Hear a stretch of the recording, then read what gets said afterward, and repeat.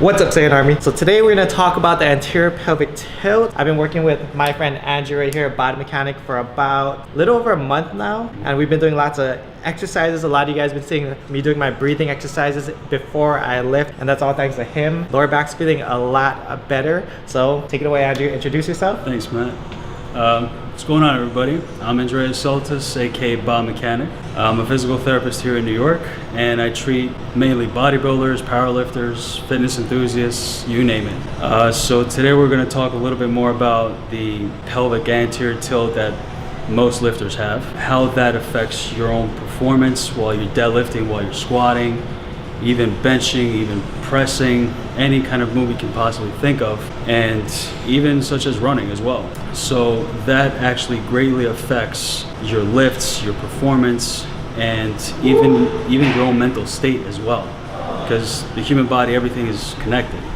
So I'm just going to show you a few things. I'll explain a few things as well, and we're going to demonstrate with Matt here that how it should feel in order to avoid lower back tightness or lower back pain, and always stay safe. And this way you're going to be able to up your performance a lot better within safe limits. So that's what we're going to show up today. What do you think, Matt? We're going to show everyone how messed up I am and how we're going to go about fixing it. So we'll demonstrate a little bit on Matt first, and when we take a look at client, if you're a personal trainer or if you're a physical therapist or a chiropractor, we like to take an assessment and look at a person's posture. So we'll take Matt for example, and Matt came to me with a lot of lower back tightening. And when we look at Matt, aside from the pretty face that he has and a really nice body over there, all right, we have, as you can see, down by starting from his knees, that knees actually look a little bit more hyperextended. So you can see that they want to go back a little bit more, which tells you that he might have some tight calves going on, ankles, not that best of a mobility. You can actually see it more from the side. And as you can see from the side, his knees kind of hyperextend back a little bit more, which means that his foot is a little bit plantar flexed. He's using too much calves. So when we use too much calves, it doesn't allow the knees to come over the toes.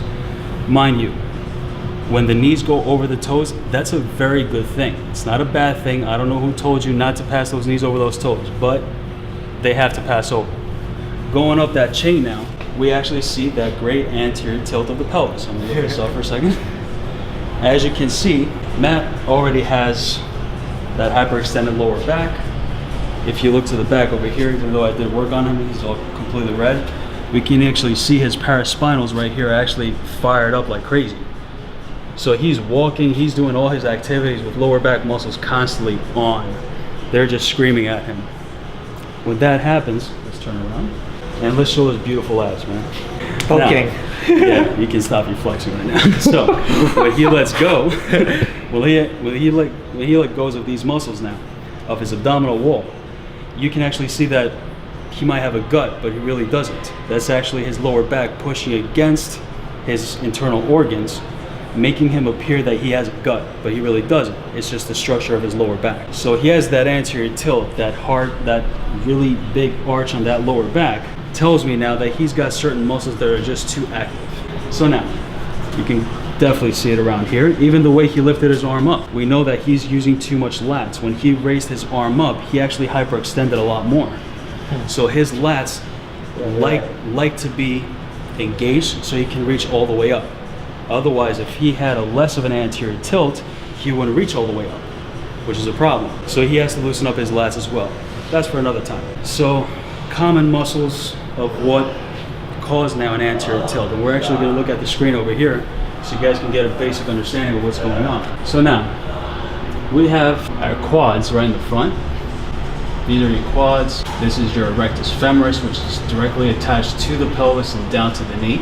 If I turn now from the side, we see that TFL, or that IT band right over here, which is basically cartilage. And you see the way it's attached to the front part of that pelvis on the outside. This is where we get our most hip cramps. Anybody that feels a hip cramping on their sides, that's the muscle to blame. Then we got the quads that are attached from the front to the pelvis and down to the knee, also pulling down the pelvic bone right over here, brings it into an anterior tilt. Another muscle is the hip flexors. Now Matt, since he has that anterior tilt and that lower spine goes forward, those hip flexors now are turned on as so much right now they can't even calm down. So he even feels when he's When he's driving, he feels that stiffness. When he's just sitting down for a long period of time, he starts to feel that stiffness, even though he's sitting. So that's because he's sitting with a big arch on that lower back. Sometimes he might even complain about bilateral hip pain. That's another story. So now, bilateral hip pain, or even low back pain, tightness, even knee pain, ankle pain sometimes, or shin splints, you can all actually blame it to how the pelvis is positioned, and usually because that's the anterior tilt. Now, a lot of people, when they want to stretch or actually want to loosen up their lower backs, the most common mistake is stretch out these guys, hamstrings. When you stretch out your hamstrings, you're probably going to make it a lot worse than you think. So if you look at the hamstrings, if I go closer to this monitor, if I have an anterior tilt on this bone, the attachment now of that hamstring is not down here. It just went all the way up here now, which means the hamstrings actually got way too long. So they're already in a stretch position. And when they're stretched, they don't have the amount of power or the amount of strength to pull that pelvis back into a posterior tilt and keep the pelvis safe. So hamstrings is definitely one of the muscle groups that Matt or anybody that actually suffers from the anterior tilt, you actually have to strengthen those hamstrings more than water. So you definitely need hamstrings. Another one, abs are a big savior to your anterior tilt. The abs start front part of the pelvis and all the way up to the rib cage, to the bottom portion of that rib cage, which tells you if I want to flex and actually strengthen my abs, I got to bring that pelvic bone in a full posterior tilt, and I got to bring this rib cage down. That doesn't mean I have to curl. It does mean I have to curl, but also bring in one other component that we neglect, is to exhale. The abs are meant, and their primary action is to exhale, not to bend a core. That's a secondary move. First, they blow out air.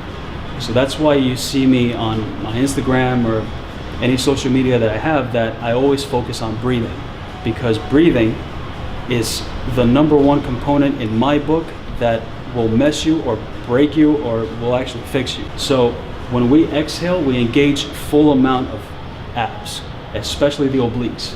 Then we want to strengthen the hamstrings, we want to strengthen the abs, we want to strengthen those adductors, because adductors will actually help those TFLs kind of calm down. And we also want to loosen up the calves as well, because when the calves are tight, everything else above will follow. A tight lower back, a tight neck, shoulder problems, you name it. So those are the big key muscles I would say that you need to strengthen up a lot more. Hamstrings, abs, glutes is another one that I forgot, that actually posteriorly tilt the pelvis. Abs, glutes, hamstrings, and adductors. You definitely need to strengthen those more than anything. So right now we're going to show on Matt how he actually deadlifts or even does like a barbell row. And we're going to see now where his faults are and see if we can actually correct that with just a few positioning moves. And he's going to feel a lot more lats. He's going to feel a lot more of those desired muscles that he wants to get out of a deadlift or barbell row. Will you be so kind? Let's do it. Right. So right now we're going to show a barbell row with Matt. Matt, show me how you do a barbell row. All right, so you guys already see that Matt really likes to use his lower back. Shoulder blades are going protracted, retracted. Like Minecraft? Do a couple more reps. All right, keep going. Not bad. Got a good, great hip hinge though. Let's put it back. That's more than a year ago. So, what we definitely saw with Matt is that he didn't keep his shoulder blades stable. That's another thing that we have to keep in mind. Another thing is that I still saw a lot of that anterior tilt. He was using too much of his lower back muscles. What do we want to achieve now, posture-wise, before he even lifts? We can see that Matt has that anterior tilt, the lower back is kind of, so we see that anterior tilt on the lower back, and the shoulder blades are actually looking a little bit more forward. So he's drooped forward a little bit. So what do we want to achieve is a slight little posterior tilt. Give me a nice posterior tilt. I want you to feel your heels. So you feel those heels, right? So can you kind of tuck your butt in a little bit? That's it. You feel those hamstrings are working right? Mm-hmm. Okay. So the main thing is to get a nice posterior tilt. The shoulder blades actually have to be a little bit retracted back and head forward. So now, this is the type of posture, even though he's really not demonstrating it the best because he still has a hard time posteriorly tilting. So what we want to do is, from here, we know that anybody with an anterior tilt does this, and the shoulders go a little bit forward. What we want is pelvis back, shoulder blades back. That's more of a better posture. So I want you to show me if you can do a row with a slight posterior tilt. Alright. So, let's see how you can do it. So these are a few tips that we can actually show you. I don't want you to go below knee level. So let's bend over. So hips in line. Don't worry about that. Let's bend over first. Right there. So now, from there, I want you to feel your heels digging down into that ground. And I want you to now tuck your butt in a little bit. Very good. I want you to feel those hamstrings working, right? Now we got hamstrings. Now all I want you to do, now you can bend over a little bit more. And now keep the shoulder blades retracted. And let's row. Breathe. Good. Now, when you're there, I want you to inhale, blow out, and row. Do you feel your abs? Blow it out. Good. Remember to always breathe. And again, always breathe when you bring that bar up. Let's go a little bit more. All right, Maddie, let's go. Keep feeling those heels. Always make aware of yourself with those heels. I want you to feel those hamstrings. I want you to feel those glutes. Feel those lats and definitely those abs. Those abs are on fire. And let's put it back. All right, so probably not some of the best lifts, but that's what we're trying to achieve. Always feel your heels, feel your hamstrings, feel your glutes when you're trying to row, deadlift, squat. Keep those shoulder blades retracted. Keep yourself in a better posture, more neutral posture. What's funny is about the lift that I noticed, and this is only our second time trying it. But this is my first time trying it like the correct way. Is I noticed you think with the greater range of motion when you're rolling your shoulders forward that you get more lat activation. Not really. But that's what we think. You know what I mean? Like, no, definitely. From like a bodybuilding perspective, full range of motion, that kind of thing. You know, Yes, you're that's stretching. That's a little bit of an old retracting school mentality, but you the want lat. to keep the lats constantly engaged. Yeah, but what I noticed is I felt my lats a lot more with a shorter range of motion. I felt my hamstrings, glutes engaged, core Abs. engaged. Yeah. Right. Any lower back stiffness? Nope. There you go. Because it felt like what I did was I took the stabilization of the weight away from my lower back and put it more on my legs, hamstrings, Very good. glutes. Yeah. What and would core. you say was the biggest reference point? Like, what did you feel mostly to keep your hamstrings engaged? Just squeezing my glutes, bringing Okay. my pelvis in. Just always remember, feel your heels digging down into Yeah. the ground. When you feel those heels, you know that you're getting into a more posterior tilt. Okay. That's it. Amen. That's all we got. All right. So that's in the video. Go and follow Andrew Bob Mechanic. at Bod Mechanic on Instagram. He's gonna have a YouTube channel coming soon and a ton of informational videos.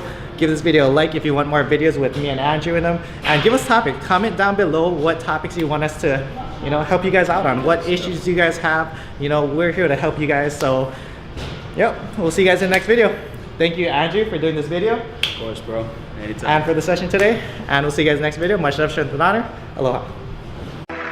Vegeta, what does the scouter say about his power level? It's over 9,000!